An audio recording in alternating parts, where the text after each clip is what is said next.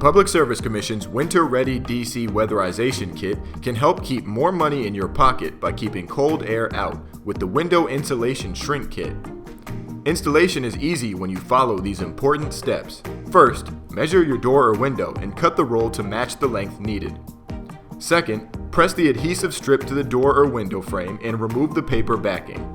Next, stretch the plastic installation sheet taut and apply it to the adhesive strip at the top of the frame.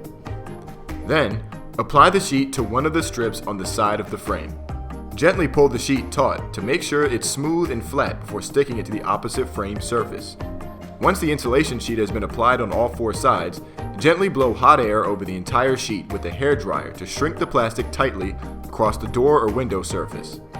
Lastly, use scissors to carefully trim any excess plastic from around the edges.